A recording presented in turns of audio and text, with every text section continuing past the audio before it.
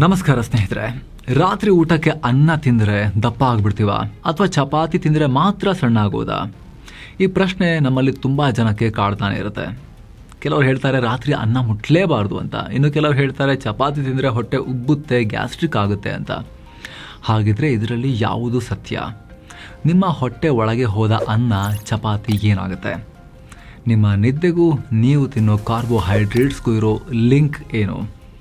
ಇದರ ಬಗ್ಗೆ ಸೈನ್ಸ್ ಏನು ಹೇಳುತ್ತೆ? ಇವೆರಡರಲ್ಲಿ ಯಾವುದು ಉತ್ತಮ ಅಂತ ಕಂಪೇರ್ ಮಾಡಿ ನೋಡೋಣ. ಬನ್ನಿ ಶುರು ಮಾಡೋಣ. ಅನ್ನ ವರ್ಸಸ್ ಚಪಾತಿ, ಯಾರು ನ್ಯೂಟ್ರಿಷನ್ ಕಿಂಗ್? ಮೊದಲನೇದಾಗಿ ಈ ಅನ್ನ ಮತ್ತು ಚಪಾತಿಯ ಬೇಸಿಕ್ ಜಾತಕವನ್ನು ಬಿಚ್ಚಿ ನೋಡಬೇಕು. ನಾವು 100 ಗ್ರಾಂ ಬೇಯಿಸಿದ ಬಿಳಿ ಅನ್ನ ಮತ್ತು 100 ಗ್ರಾಂ ಎಣ್ಣೆ ತುಪ್ಪ ಹಾಕದ ಚಪಾತಿಯನ್ನು ಕಂಪೇರ್ ಮಾಡಿ ನೋಡಿದ್ರೆ, ಎಣ್ಣೆ ತುಪ್ಪ ಹಾಕದ ಚಪಾತಿ ಕಂಪೇರ್ ಮಾಡಿ ನೋಡಿದ್ರೆ, ಬನ್ನೀಗ ನೀವು 100 ಗ್ರಾಂ ಅನ್ನ ತಿಂದರೆ ನಿಮ್ಮ ಬಾಡಿಗೆ ಸಿಗೋದು ಕೇವಲ 130 ಕ್ಯಾಲೋರೀಸ್ ಮಾತ್ರ. ಅದೇ 100 ಗ್ರಾಂ ಚಪಾತಿ ತಿಂದರೆ ನಿಮಗೆ ಸಿಗೋದು 202.31 ಕ್ಯಾಲೋರೀಸ್. ಸೊ ಅನ್ನಕ್ಕಿಂತ ಚಪಾತಿನಲ್ಲಿ ಹೆಚ್ಚು ಕ್ಯಾಲೋರಿ ಇದೆ.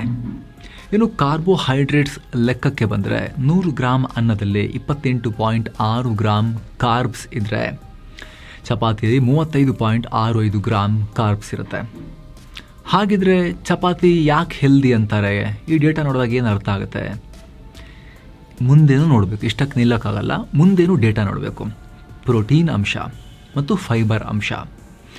100 ಗ್ರಾಂ ಅನ್ನದಲ್ಲಿ ಬರೀ 2.4 ಗ್ರಾಂ ಪ್ರೋಟೀನ್ ಇರುತ್ತೆ ಮತ್ತು 0.4 ಗ್ರಾಂ ಫೈಬರ್ ಮಾತ್ರ ಇರುತ್ತೆ, ಡೈಟರಿ ಫೈಬರ್.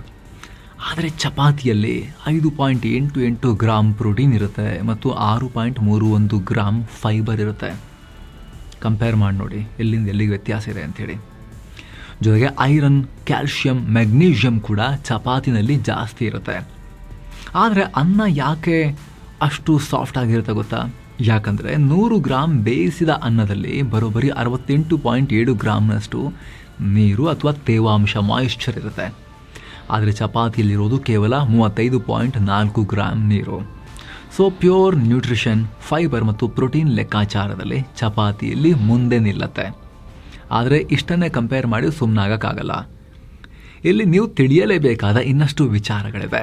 ಅದೇನು ಅಂತ ಎಕ್ಸ್ಪ್ಲೇನ್ ಮಾಡೋ ಮುನ್ನ ಸ್ನೇಹಿತರೆ, ಇವತ್ತಿನ ದಿನದಲ್ಲಿ ಪ್ರತಿಯೊಬ್ಬರಿಗೂ, ಇಡೀ ಫ್ಯಾಮಿಲಿಗೆ ಒಳ್ಳೆ ಹೆಲ್ತ್ ಇನ್ಶೂರೆನ್ಸ್ ಗೌರ್ಮೆಂಟ್ ಯಾವುದೋ ಕೊಡುತ್ತೆ, ಕಂಪ್ನಿ ಯಾವುದೋ ಕೊಡುತ್ತೆ ನಮ್ಮದು ಅನ್ನೋದಕ್ಕಿಂತ ಹೆಚ್ಚಾಗಿ ನಮ್ಮದು ನಾವೇ ಮಾಡಿಸಿಡ್ಕೊಳ್ಳೋದು ಕಾಲದ ಅನಿವಾರ್ಯತೆ. ಆದರೆ ಯಾವ ಇನ್ಶೂರೆನ್ಸ್ ತಗೋಬೇಕು, ಹಿಡನ್ ಟರ್ಮ್ಸ್ ಏನಿದೆ, ಕ್ಲೇಮ್ ಮಾಡುವಾಗ ಏನಾದರೂ ಪ್ರಾಬ್ಲಮ್ ಆಗುತ್ತಾ ಅನ್ನೋ ಕ್ವಶನ್ಸ್ ತುಂಬಾ ಜನಕ್ಕಿರುತ್ತೆ. ಇದಕ್ಕೆ ನೀವು ಡಿಟೋದವರ ಹೆಲ್ಪ್ ಅನ್ನ ಪಡಿಬಹುದು. ಡಿಟೋದಲ್ಲಿ ನಿಮಗೆ ಯಾವುದೇ ಸ್ಪ್ಯಾಮ್ ಕಾಲ್ಸ್ ಬರಲ್ಲ, ಯಾವುದೇ ಪ್ರೆಷರ್ ಇಲ್ಲದೆ ಫ್ರೀ ಆಗಿ IRDAI ಸರ್ಟಿಫೈಡ್ ಎಕ್ಸ್ಪರ್ಟ್ಸ್ ನಿಮಗೆ ಇನ್ಶೂರೆನ್ಸ್ ಅಡ್ವೈಸ್ ಅನ್ನ ನೀಡ್ತಾರೆ. ನಿಮ್ಮ ವಯಸ್ಸು, ಫ್ಯಾಮಿಲಿ ರಿಕ್ವೈರ್ಮೆಂಟ್ ಮತ್ತು ಬಜೆಟ್ಗೆ ತಕ್ಕ ಹಾಗೆ ಬೆಸ್ಟ್ ಪ್ಲಾನ್ ಯಾವುದು ಅಂತ ಅವರೇ ಸಜೆಸ್ಟ್ ಮಾಡ್ತಾರೆ ನಿಮ್ಮದೇ ಭಾಷೆಯಲ್ಲಿ. ಅಷ್ಟೇ ಅಲ್ಲ, ಕ್ಲೇಮ್ ಮಾಡಬೇಕಾಗಿರೋ ಸನ್ನಿವೇಶ ಬಂದರೂ ಕೂಡ ಅವ್ರದೇ ಡೆಡಿಕೇಟೆಡ್ ಕ್ಲೇಮ್ ಸಪೋರ್ಟ್ ಟೀಮ್ ನಿಮ್ಮೊಂದಿಗಿದ್ದು ಹೆಲ್ಪ್ ಮಾಡುತ್ತೆ. ಗೂಗಲ್ನಲ್ಲಿ 4.9 ಸ್ಟಾರ್ ಔಟ್ ಆಫ್ 5 ರೇಟಿಂಗ್ ಇವರಿಗಿದೆ. ಆಲ್ರೆಡಿ 8 ಲಕ್ಷಕ್ಕೂ ಅಧಿಕ ಗ್ರಾಹಕರು ಸರ್ವಿಸ್ ಪಡ್ಕೊಂಡಿದ್ದಾರೆ. ವಿಡಿಯೋ ಕೆಳಗಡೆ ಡಿಸ್ಕ್ರಿಪ್ಷನ್ ಮತ್ತು ಪಿನ್ ಮಾಡಿರೋ ಕಾಮೆಂಟ್ ನಲ್ಲಿ ಲಿಂಕ್ ಇದೆ. ಓಪನ್ ಮಾಡೋ ಮೂಲಕ ಫ್ರೀ ಆಗಿ ನಿಮ್ಮದೇ ಟೈಮ್ ನಲ್ಲಿ ಸ್ಲಾಟ್ ಬುಕ್ ಮಾಡ್ಕೊಂಡು ಅವರೊಂದಿಗೆ ಮಾತಾಡಿ ವಾಟ್ಸ್ಆಪ್ ನಲ್ಲಿ ಚಾಟ್ ಮಾಡಿ ನೀವು ಸೊಲ್ಯೂಷನ್ ಪಡ್ಕೋಬಹುದು. ಆಸಕ್ತರು ಮಿಸ್ ಇಲ್ಲದೆ ಚೆಕ್ ಮಾಡಿ ಸ್ನೇಹಿತರೆ. ಬನ್ನಿ ಕಂಟಿನ್ಯೂ ಮಾಡೋಣ. ಶುಗರ್ ಬಾಂಬ್, ಅನ್ನ ಡೇಂಜರ, ಚಪಾತಿ ಸೇಫಾ? ಸ್ನೇಹಿತರೆ, ನೀವು ತಿಂದ ಊಟ ಎಷ್ಟು ಬೇಗ ನಿಮ್ಮ ರಕ್ತಕ್ಕೆ ಸಕ್ಕರೆಯಾಗಿ ಸೇರುತ್ತೆ ಅನ್ನೋದನ್ನ ಅಳೆಯೋ ಸ್ಕೇಲ್ಗೆ ಗ್ಲೈಸೆಮಿಕ್ ಇಂಡೆಕ್ಸ್ ಅಥವಾ GI ಅಂತ ಕರೀತಾರೆ. ಈ ಬಿಳಿ ಅನ್ನದ ಗ್ಲೈಸೆಮಿಕ್ ಇಂಡೆಕ್ಸ್ 70ರಿಂದ 73ರವರೆಗಿರುತ್ತೆ. ಇದು ತುಂಬಾನೇ ಹೈ. ಅದೇ ಚಪಾತಿಯ GI 50ರಿಂದ 62 ತನಕ ಇರುತ್ತೆ. ನೀವು ಬಿಳಿ ಅನ್ನ ತಿಂದಾಗ ಅದು ಫಟಾಫಟ್ ಅಂತ ಜೀರ್ಣ ಆಗ್ಬಿಡುತ್ತೆ. ಕ್ಲಿನಿಕಲ್ ಡೇಟಾ ಪ್ರಕಾರ ಹೈ GI ಇರೋ ಊಟದಿಂದ ಕೇವಲ 46ರಿಂದ 50 ನಿಮಿಷಗಳಲ್ಲಿ ನಿಮ್ಮ ರಕ್ತದಲ್ಲಿ ಗ್ಲೂಕೋಸ್ ಲೆವೆಲ್ ಪೀಕ್ಗೆ ಹೋಗ್ಬಿಡುತ್ತೆ. ರಕ್ತದಲ್ಲಿ ಈ ರೀತಿ ದಿಢೀರಂತ ಶುಗರ್ ಜಾಸ್ತಿ ಆದಾಗ ನಿಮ್ಮ ಪ್ಯಾಂಕ್ರಿಯಾಸ್ ಗಾಬರಿಯಾಗಿ ಒಮ್ಮೆಲೆ ಇನ್ಸುಲಿನ್ ಅನ್ನ ಪಂಪ್ ಮಾಡುತ್ತೆ. ಇದರಿಂದ ಏನಾಗುತ್ತೆ ಅಂದರೆ ಶುಗರ್ ಲೆವೆಲ್ ಒಮ್ಮೆಲೆ ಮೇಲಕ್ಕೆ ಹೋಗಿ ಮತ್ತೆ ಕ್ರ್ಯಾಶ್ ಆಗುತ್ತೆ, ಕೆಳಗೆ ಬೀಳುತ್ತೆ. ಇದರಿಂದ ನಿಮಗೆ ರಾತ್ರಿ ಹೊತ್ತು ಮತ್ತೆ ಹಸಿವಾಗ್ಬೋದು ಅಥವಾ ಬೆಳಿಗ್ಗೆ ಎದ್ದಾಗ ಸಿಕ್ಕಾಪಟ್ಟೆ ಸುಸ್ತು ಫೀಲ್ ಆಗ್ಬೋದು. ಅದೇ ನೀವು ಚಪಾತಿ ತಿಂದಾಗ ಅದರಲ್ಲಿರೋ 6 ಗ್ರಾಂ ಫೈಬರ್ ಕಾರ್ಬೋಹೈಡ್ರೇಟ್ಸನ್ನು ನಿಧಾನಕ್ಕೆ ರಕ್ತಕ್ಕೆ ಬಿಡುತ್ತೆ. ಇದರಿಂದ ಶುಗರ್ ಲೆವೆಲ್ ಕಂಟ್ರೋಲ್ನಲ್ಲಿರುತ್ತೆ. ಹಾಗಂತ ಇಲ್ಲಿ ಎಲ್ಲ ರೈಸ್ ಒಂದೇ ರೀತಿ ಇರುತ್ತಾ ಅಂತ ಕೇಳಿದ್ರೆ ಇಲ್ಲ. ನಿಮ್ಗೆ ಗೊತ್ತಿದೆ, ಅಕ್ಕಿಯಲ್ಲಿ ಅನೇಕ ಟೈಪ್ಸ್ ಇರುತ್ತೆ. ವೈಟ್ ರೈಸ್, ಬ್ರೌನ್ ರೈಸ್, ಮಟ್ಟಾ ರೈಸ್, ಬಾಸ್ಮತಿ ರೈಸ್ ಅಂತ ಸುಮಾರು ವೆರೈಟಿ ಇದೆ. ಇದರಲ್ಲಿ ಬ್ರೌನ್ ರೈಸ್ನಲ್ಲಿ GI ಸ್ವಲ್ಪ ಕಮ್ಮಿ ಇದೆ, ಸಾಮಾನ್ಯವಾಗಿ 50ರಿಂದ 68 ಇರುತ್ತೆ. ಸೊ ವೈಟ್ ರೈಸ್ಗೆ ಕಂಪೇರ್ ಮಾಡಿದ್ರೆ ಶುಗರ್ ಕಂಟ್ರೋಲ್ಗೆ ಚಪಾತಿ ಇಲ್ಲ ಅಂದರೆ ರೈಸೇ ಬೇಕು ಅಂದರೆ ಬ್ರೌನ್ ರೈಸ್ ಕೆಲವರಿಗೆ ಆಲ್ಟರ್ನೇಟಿವ್ ಆಗಬಹುದು. ಲೇಟ್ ನೈಟ್ ಊಟ, ನಿದ್ದೆಯಲ್ಲೇ ಫ್ಯಾಟ್ ಆಗುತ್ತಾ ಬಾಡಿ? ಈಗ ರಾತ್ರಿ ಹೊತ್ತಿನ ಮೆಟಬಾಲಿಸಮ್ ಬಗ್ಗೆ ಮಾತಾಡೋಣ. ನಮ್ಮಲ್ಲಿ ತುಂಬ ಜನ ಮಾಡೋ ದೊಡ್ಡ ತಪ್ಪು ಅಂದರೆ ರಾತ್ರಿ 10:30ಕ್ಕೆ ಊಟ ಮಾಡೋದು, 11 ಗಂಟೆಗೆ ಮಲಗೋದು. ನೀವು ನಿಮ್ಮ ಹೆಲ್ತ್ಗೆ ಸಂಬಂಧಪಟ್ಟಂತೆ ನಿಮ್ಮ ವೇಟ್ ತಗ್ಗಿಸೋಕೆ ಎಷ್ಟೇ ಕ್ರಮಗಳನ್ನು ತಗೊಂಡ್ರೂ ಕೂಡ ಈ ಒಂದು ತಪ್ಪದೆಲ್ಲವನ್ನ ವ್ಯರ್ಥ ಮಾಡುತ್ತೆ. ಸೈನ್ಸ್ ಏನು ಹೇಳುತ್ತೆ ಕೇಳಿ ಸ್ನೇಹಿತರೆ, ನೀವು ನಿದ್ದೆಗೆ ಜಾರಿದಾಗ ನಿಮ್ಮ ಬಾಡಿಯ ಬೇಸಲ್ ಮೆಟಬಾಲಿಕ್ ರೇಟ್ PMR ಅಂದರೆ ಕ್ಯಾಲೋರಿ ಬರ್ನ್ ಮಾಡೋ ಸ್ಪೀಡ್ 15% ಡ್ರಾಪ್ ಆಗುತ್ತೆ. ನಿಮ್ಮ ಬಾಡಿ ರೆಸ್ಟ್ ಮೋಡ್ಗೆ ಹೋಗುತ್ತೆ. ಆದರೆ ಲೇಟ್ ಊಟ ಮಾಡಿ ಮಲಗೋರಿಗೆ ಹೊಟ್ಟೆಳ ತುಂಬಿಕೊಂಡಿರೋ ಊಟದ ಕಥೆ ಏನು? ನೀವು ತಿಂದ ಅನ್ನ ಅಥವಾ ಚಪಾತಿ ಅಂತ ಆಹಾರ ಹೊಟ್ಟೆಯಿಂದ ಸಂಪೂರ್ಣವಾಗಿ ಖಾಲಿಯಾಗಿ ಕರಳಿಗೆ ಹೋಗೋಕ್ಕೆ 2 ರಿಂದ 4 ಗಂಟೆ ಬೇಕು. ಅದು ಹೊಟ್ಟೆಯಲ್ಲಿ ಅಂದರೆ ಜಠರದಲ್ಲೇ ಪ್ರೋಸೆಸ್ ಆಗ್ತಾ ಇರುತ್ತೆ.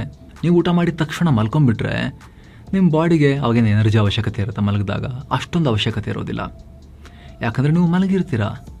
ಆ ಟೈಮ್ನಲ್ಲಿ ನೀವು ತಿಂದಿರೋ ಹೈ ಕಾರ್ಬ್ಸ್ ಊಟ ಡೈರೆಕ್ಟಾಗಿ ಫ್ಯಾಟ್ ಆಗಿ ಸ್ಟೋರ್ ಆಗುತ್ತೆ. ಲೇಟ್ ನೈಟ್ ಊಟ ಮಾಡೋದ್ರಿಂದ ಆರೋಗ್ಯವಂತ ಮನುಷ್ಯರಲ್ಲೂ ಕೂಡ ಪೋಸ್ಟ್ ಪ್ರ್ಯಾಂಡಿಯಲ್ ಹೈಪರ್ಗ್ಲೈಸೀಮಿಯಾ ಹೆಚ್ಚಾಗುತ್ತೆ. ರಾತ್ರಿ ಪೂರ್ತಿ ನಿಮ್ಮ ಬ್ಲಡ್ ಶುಗರ್ ಲೆವೆಲ್ ಹೈ ಆಗೇ ಇರುತ್ತೆ. ಇದು ನಿಮ್ಮ ವೇಟ್ ಗೇನ್ಗೆ ಅತಿ ದೊಡ್ಡ ಕಾರಣ. ಗ್ಲೂಟನ್ ಅಪಾಯ. ಎಲ್ಲರಿಗೂ ಚಪಾತಿ ಸೇಫ್ ಇಲ್ವಾ? ಅದನ್ನು ಕೂಡ ತಿಳ್ಕೊಳ್ಳೋಣ. ಗೋಧಿಲಿ ಗ್ಲೂಟನ್ ಅನ್ನೋ ಪ್ರೋಟೀನ್ ಇರುತ್ತೆ. ಇದು ಹಿಟ್ಟಿಗೆ ಒಂದು ಅಂಟು ಸ್ವಭಾವವನ್ನು ಕೊಡುತ್ತೆ. ಆದರೆ ತುಂಬಾ ಜನರ ಹೊಟ್ಟೆಗೆ ಇದು ಗ್ಲೂಟನ್ ಸೆಟ್ ಆಗಲ್ಲ, ಜೀರ್ಣ ಆಗಲ್ಲ. ಸಿಲಿಯಾಕ್ ಡಿಸೀಸ್ ಅನ್ನೋ ಸಮಸ್ಯೆ ಇದ್ದವರಿಗಂತೂ ಇದು ಡೈಜೆಸ್ಟೇ ಆಗಲ್ಲ. ತುಂಬ ಹೊಟ್ಟೆಯ ಸಮಸ್ಯೆಗಳು ಶುರುವಾಗುತ್ತೆ ಅವರಿಗೆ. ಕೆಲವರಿಗೆ ಗ್ಲೂಟನ್ನಿಂದ ಸಿಲಿಯಾಕ್ ಡಿಸೀಸ್ ಬರಬಹುದು ಅನ್ನೋ ಆತಂಕ ಕೂಡ ಇರುತ್ತೆ. ಸಿಲಿಯಾಕ್ ಡಿಸೀಸ್ ಅನ್ನೋದು ನಮ್ಮ ಇಮ್ಯೂನ್ ಸಿಸ್ಟಮ್ಗೆ ಸಂಬಂಧಪಟ್ಟ ಒಂದು ಕಾಯಿಲೆ. ಕರುಳಿನ ಒಳಗಿನ ಡೈಜೆಷನ್ ಲೈನಿಂಗ್ ಡ್ಯಾಮೇಜ್ ಆಗುತ್ತೆ. ಅಷ್ಟೇ ಅಲ್ಲ, ಊಟದಲ್ಲಿರೋ ಯಾವುದೇ ನ್ಯೂಟ್ರಿಯೆಂಟ್ಸ್ ನಮ್ಮ ರಕ್ತಕ್ಕೆ ಸೇರದೇ ಇರೋ ಹಾಗೆ ಇದು ಬ್ಲಾಕ್ ಮಾಡಿಬಿಡುತ್ತೆ. ಚಪಾತಿಯನ್ನು ಹೆಚ್ಚಾಗಿ ಊಟಕ್ಕೆ ಬಳಸೋ ನಾರ್ತ್ ಇಂಡಿಯಾದಲ್ಲಿ ಪ್ರತಿ 96 ಜನರಲ್ಲಿ ಒಬ್ಬರಿಗೆ ಈ ಸಿಲಿಯಾಕ್ ಡಿಸೀಸ್ ಇದೆ. ಅದೇ ಸೌತ್ ಇಂಡಿಯಾದಲ್ಲಿ ಇದರ ಪ್ರಮಾಣ ಕೇವಲ 0.10% ಅಷ್ಟೇ. ನೀವು ಮಾಡ್ತಿರೋ ಅತಿ ದೊಡ್ಡ ಮಿಸ್ಟೇಕ್ ಸ್ನೇಹಿತರೆ, ಅನ್ನ ಮತ್ತು ಚಪಾತಿಯನ್ನು ಪೂರ್ತಿಯಾಗಿ ನಂಬಕ್ಕಾಗಲ್ಲ. ಇಲ್ಲಿ ಪ್ರಾಬ್ಲಮ್ ಇರೋದು ನಾವು ತಿನ್ನೋ ಕ್ವಾಂಟಿಟಿ ಎಷ್ಟು ಹೇರ್ಕೊಂಡು ತಟ್ಟಲ್ಲಿ ತಿಂತೀವಿ ಅಂತ, ಮತ್ತು ಅದರಲ್ಲಿ ಏನು ಕಾಂಬಿನೇಷನ್ ಇರುತ್ತೆ ಅಂತ ಹೇಳಿ. ನಮ್ಮ ತಟ್ಟೆ ಡೈವರ್ಸಿಫೈಡ್ ಆಗಿರಬೇಕು. ಪ್ಲೇಟ್ನ ಅಟ್ಲೀಸ್ಟ್ 40% ಭಾಗ ಬರೀ ತರಕಾರಿ ಸೊಪ್ಪು ಇದ್ರೆ ಉತ್ತಮ ಅಂತ ತಜ್ಞರು ಹೇಳ್ತಾರೆ. ಉಳಿದ ಭಾಗದಲ್ಲಿ ಅನ್ನನೇ ಬೇಕು ಅಂದರೆ ಬ್ರೌನ್ ರೈಸ್ನ ಅನ್ನ ಅಥವಾ ಚಪಾತಿ ಇರಬಹುದು ಅಂತ ಹೇಳ್ತಾರೆ. ಅದನ್ನು ಬಿಟ್ಟು ಪ್ಲೇಟ್ ತುಂಬ ಅನ್ನ ಹೇರ್ಕೊಂಡು ಅದರ ಮೇಲೆ ಸ್ವಲ್ಪ ಸಾರು ಹಾಕೊಂಡು ಸಿಕ್ಕಿದ ಎಣ್ಣೆ ಪದಾರ್ಥಗಳೊಂದಿಗೆ ಊಟ ಮಾಡಿದ್ರೆ ಅದು ರಾಂಗ್. ಇನ್ನೊಂದು ಇಂಟ್ರೆಸ್ಟಿಂಗ್ ವಿಚಾರವನ್ನು ಹೇಳ್ತೀವಿ ಕೇಳಿ ಸ್ನೇಹಿತರೆ. ನೀವು ಬರೀ ಅನ್ನ ತಿಂದರೆ ನಿಮಗೆ ಕಂಪ್ಲೀಟ್ ಪ್ರೋಟೀನ್ ಕೂಡ ಸಿಗಲ್ಲ. ಅನ್ನದಲ್ಲಿರೋ ಪ್ರೋಟೀನ್ನಲ್ಲಿ ಲೈಸಿನ್ ಅನ್ನೋ ಅಮೈನೋ ಆಸಿಡ್ ತುಂಬ ಕಮ್ಮಿ ಇರುತ್ತೆ. ಆದರೆ ಲೈಸಿನ್ ಬೇಳೆಯಲ್ಲಿ, ದಾಲ್ನಲ್ಲಿ ತುಂಬ ಇರುತ್ತೆ. ಅದಕ್ಕೆ ನಮ್ಮ ಹಿರಿಯರು ಯಾವತ್ತೂ ಅನ್ನವನ್ನು ಬೇಳೆ ಸಾರು ಅಥವಾ ದಾಲ್ ಜೊತೆ ತಿನ್ನೋ ಅಭ್ಯಾಸವನ್ನು ಸಜೆಸ್ಟ್ ಮಾಡ್ತಾ ಇದ್ರು. ಸ್ವಲ್ಪ ಅನ್ನ ಮತ್ತು ಉತ್ತಮ ಪ್ರಮಾಣದ ದಾಲ್ ಸೇರಿದಾಗ, ಬೇಳೆ ಸೇರಿದಾಗ ಅದು ಉತ್ತಮ ಗುಣಮಟ್ಟದ ಪ್ರೋಟೀನ್ ಮತ್ತು ಫೈಬರ್ ಮೀಲ್ ಆಗಿ ಬದಲಾಗುತ್ತೆ. ಅದರೊಟ್ಟಿಗೆ ತರಕಾರಿ ಪಲ್ಯ ಅಥವಾ ತರಕಾರಿಯನ್ನು ಕೂಡ ನೀವು ಸಾರಿಗೆ ಸೇರಿಸ್ಬಿಟ್ರೆ ಇರೋದ್ರಲ್ಲೇ ಬೆಟರ್ ಕಂಪ್ಲೀಟ್ ಮೀಲ್ ಅನ್ನೋ ಫೀಲಿಂಗ್ ನಿಮಗೆ ಸಿಗುತ್ತೆ, ನಿಮ್ಮ ದೇಹಕ್ಕೆ ಸಿಗುತ್ತೆ, ನಿಮ್ಮ ನಾಲ್ಗೆಗೆ ಸಿಕ್ಕಿಲ್ಲ ಆದರೂ ಕೂಡ. ಸೇಮ್ ಟೈಮ್ ಚಪಾತಿಯನ್ನು ಸಿಕ್ಕಾಪಟ್ಟೆ ತುಪ್ಪ ಹಾಕ್ಕೊಂಡು 2 ಮಡಿಕೆ ಮಾಡ್ಕೊಂಡು ಸರಿಯಾಗಿ ತುಪ್ಪ ಸುರ್ಕೊಂಡು ಚೆನ್ನಾಗದು ಉಬ್ಬುಬ್ಬಿ ಬರಬೇಕು ಅಂಥೇಳಿ ಮಾಡ್ಕೊಂಡು ತಿಂದರೆ ಅಷ್ಟೇ ಫ್ಯಾಟ್ ದೇಹಕ್ಕೆ ಹೋಗುತ್ತಲ್ಲ ನಿಮಗೆ ಚಪಾತಿ ಒಟ್ಟಿಗೆ. ಸೊ ಎಷ್ಟು ಹಿತಮಿತವಾಗಿ ಎಣ್ಣೆ ಅಂಶವನ್ನು ಬಳಸಿ ಚಪಾತಿ ಮಾಡ್ತೀರಿ ಅನ್ನೋದು ಕೂಡ ಮುಖ್ಯ ಆಗುತ್ತೆ. ಜೊತೆಗೆ ಆ ಚಪಾತಿಯೊಂದಿಗೆ ನೀವು ಯಾವ ಕರಿ ಮಾಡ್ತೀರಿ, ಅದರಲ್ಲಿ ಎಣ್ಣೆ ಎಷ್ಟು ಹಾಕಿರ್ತೀರಿ, ಪಲ್ಯದೊಂದಿಗೆ ತಿಂತೀರಾ ಅಥವಾ ನಾನ್ ವೆಜ್ ತಿನ್ನೋರು ಕಮ್ಮಿ ಆಯಿಲಿಂದ ಪ್ರಿಪೇರ್ ಮಾಡಿರೋ ನಾನ್ ವೆಜ್ನೊಂದಿಗೆ ತಿಂತೀರಾ ಅಥವಾ ಹೆವಿ ಆಯಿಲ್ನಲ್ಲಿ ಪ್ರಿಪೇರ್ ಆಗಿರೋ ಫುಡ್ನೊಂದಿಗೆ ಮಿಕ್ಸ್ ಮಾಡ್ಕೊಂಡು ತಿಂತೀರಾ, ಅದು ಕೂಡ ಮ್ಯಾಟ್ರ್ ಆಗುತ್ತೆ. ಸೊ ಇದೆಲ್ಲ ನೋಡಿದ್ಮೇಲೆ ಅನ್ನ ತಿನ್ನಬೇಕಾ, ಚಪಾತಿ ತಿನ್ನಬೇಕಾ, ರಾತ್ರಿ ಏನು ತಿನ್ನಬೇಕು ಅನ್ನೋ ಪ್ರಶ್ನೆ ಎಲ್ಲ ಇನ್ನೂ ನಿಮಗೆ ಉಳ್ಕೊಂಡಿದ್ದಾರೆ ಸ್ನೇಹಿತರೆ. ಒಂದಷ್ಟು ಕ್ವಿಕ್ ರೂಲ್ಸನ್ನು ನೀವು ಮೈಂಡಿಗೆ ಹಾಕೋಬೋದು. ಆಮೇಲೆ ನಿಮಗೆ ಹೆಂಗೆ ಸೆಟ್ ಆಗುತ್ತೆ ನೀವು ನೋಡ್ಕೊಳ್ಳಿ. Rule number 1, timing. ಅನ್ನ ಆದರೂ ಚಪಾತಿ ಆದರೂ ನಿಮಗೆ ಯಾವ್ದು ಸೆಟ್ ಆಗುತ್ತೆ ಅಂತ ಅನಿಸುತ್ತೆ, ರಾತ್ರಿ ಊಟಕ್ಕೂ ಮತ್ತು ನೀವು ಮಲಗೋ ಟೈಮ್ಗೂ ನಡುವೆ ಮಿನಿಮಮ್ 3 to 4 hours ಗ್ಯಾಪ್ ಇರೋ ಥರ ನೀವು ನೋಡ್ಕೋಬೋದು. ಇದು medically proven fact. Rule number 2, ನಿಮ್ಮ ಬಾಡಿ ಟೈಪ್. ನೀವು ವೆಯ್ಟ್ ಲಾಸ್ ಮಾಡಬೇಕು, ಬ್ಲಡ್ ಶುಗರ್ ಕಂಟ್ರೋಲ್ ಮಾಡಬೇಕು ಅಂತ ಅಂದ್ಕೊಂಡಿದ್ರೆ ಚಪಾತಿ ಅಥವಾ ಬ್ರೌನ್ ರೈಸ್ ನಿಮಗೆ ಬೆಸ್ಟ್. ಆದರೆ ಆವಾಗಲೇ ಹೇಳಿದಾಗೆ ಕೆಲವರಿಗೆ ಡೈಜೆಷನ್ ಪ್ರಾಬ್ಲಮ್ ಇದೆ, ಚಪಾತಿ ಡೈಜೆಸ್ಟೇ ಆಗಲ್ಲ ಅನ್ನೋರಿಗೆ ರೈಸೇ ತಿನ್ನಬೇಕು ಅಂತ ಹೇಳಿದ್ರೆ ಮಿತವಾಗಿ ಬ್ರೌನ್ ರೈಸನ್ನು ಅವರು ಕನ್ಸಿಡರ್ ಮಾಡ್ಬೋದು. ಇಲ್ಲಿ ಎಲ್ಲಕ್ಕಿಂತ ಮುಖ್ಯವಾಗಿ ಅದನ್ನು ಹೇಗೆ ಪ್ರಿಪೇರ್ ಮಾಡಿ ತಿಂತೀರಿ ಮತ್ತು ಎಷ್ಟು ಕ್ವಾಂಟಿಟಿಯಲ್ಲಿ ತಿಂತೀರಿ ಅನ್ನೋ ತುಂಬ ಮುಖ್ಯ ಆಗುತ್ತೆ ಸ್ನೇಹಿತರೆ. ಪ್ರತಿಯೊಬ್ಬ ವ್ಯಕ್ತಿನೂ ಅವರವರ ಹೈಟ್ಗೆ ತಕ್ಕಂತೆ ಐಡಿಯಲ್ ಬಾಡಿ ವೆಯ್ಟ್ನ ಮೇಂಟೈನ್ ಮಾಡೋದು ತುಂಬ ಮುಖ್ಯ. ತೀರಾ ಡಯಟ್ ಮಾಡಿ ಅಂಡರ್ ವೆಯ್ಟು ಆಗಬಾರ್ದು, ತೀರಾ ತಿಂದು ಓವರ್ ವೆಯ್ಟ್ ಕೂಡ ಆಗಬಾರ್ದು. ಐಡಿಯಲ್ ಬಾಡಿ ವೆಯ್ಟ್ ರೇಂಜ್ನಲ್ಲಿರೋದು ತುಂಬ ಮುಖ್ಯ. ಮೆಡಿಕಲಿ ನೀವು ತಿಳ್ಕೋಬೇಕು ನಿಮ್ಮ ಹೈಟ್ಗೆ ಐಡಿಯಲ್ ಬಾಡಿ ವೆಯ್ಟ್ ಎಷ್ಟು ಅಂತ, ಮ್ಯಾಕ್ಸಿಮಮ್ ಲಿಮಿಟ್ ಎಷ್ಟು, ಲೋಯರ್ ಲಿಮಿಟ್ ಎಷ್ಟು, ಐಡಿಯಲ್ ಮಿಡಲಲ್ಲಿದ್ದರೆ ಯಾವುದು, ತುಂಬ ಗ್ರೀನ್ ರೇಂಜ್ ಯಾವುದು ಅಂತ ನೀವು ಪತ್ತೆ ಹಚ್ಕೋಬೇಕು ನಿಮ್ಮ ಹೈಟ್ಗೆ. ಆಮೇಲೆ ಅದಕ್ಕೆ ತಕ್ಕ ಹಾಗೆ ನೀವು ತಿನ್ನೋ ಪ್ರಮಾಣವನ್ನು ಅಡ್ಜಸ್ಟ್ ಮಾಡ್ಕೋಬೇಕು, ಕ್ವಾಂಟಿಟಿಯನ್ನು. ಸೊ ಫ್ರೆಂಡ್ಸ್, ಇದಾಗಿತ್ತು ಅನ್ನ ಮತ್ತು ಚಪಾತಿ ಹಿಂದಿರೋ ಅಸಲಿ ಸೈನ್ಸ್ ಮತ್ತು ಲೆಕ್ಕಾಚಾರವನ್ನು ತಿಳಿಸ್ಕೊಡೋ ಪ್ರಯತ್ನ.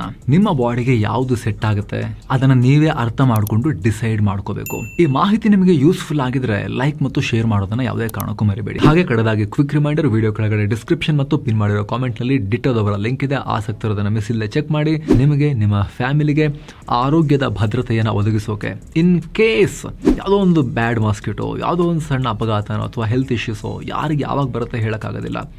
ಹಾಸ್ಪಿಟಲ್ ಅಡ್ಮಿಟ್ ಆದರೆ ಲಕ್ಷಗಟ್ಟಲೆ ಬಿಲ್ ಬಂದು ದಿವಾಳಿ ಆಗಬಾರ್ದಲ್ವಾ ನಮ್ಮ ದೇಶದ ಫ್ಯಾಮಿಲೀಸ್. ಸೊ ಇನ್ನೂ ಯಾರೆಲ್ಲ ಮಾಡಿಸಿಲ್ಲ ಅವರಿಗೆ ಮಾಡಿಸೋ ಆಸಕ್ತಿ ಇದ್ದರೆ ಹೆಲ್ತ್ ಇನ್ಶೂರೆನ್ಸ್ ಮಾಡಿಸೋಕೆ ನೀವು ಡಿಟೋದವರಿಂದ ಫ್ರೀಯಾಗಿ ಅದಕ್ಕೆ ಸಂಬಂಧಪಟ್ಟಂತೆ ಎಲ್ಲ ಮಾಹಿತಿಯನ್ನು, ಅಡ್ವೈಸನ್ನು ಪಡ್ಕೊಂಡು ಮಾಡಿಸ್ಕೊಳ್ಬೋದು. ಬೆಂಗಳೂರಿನ ಉದ್ಯಮಿಗಳಾಗಿರೋ ನಿಖಿಲ್ ಕಾಮತ್, ನಿತಿನ್ ಕಾಮತ್ ಬೆಂಬಲಿತ ಸಂಸ್ಥೆ ಅದು, ಝೀರೋದ ಬೆಂಬಲಿತ. ಆಸಕ್ತರು ಮಿಸ್ ಇಲ್ಲದೆ ಲಿಂಕನ್ನು ಚೆಕ್ ಮಾಡಿ. ಮತ್ತೆ ಭೇಟಿ ಆಗ್ತಿರೋಣ. ನಮಸ್ತೆ.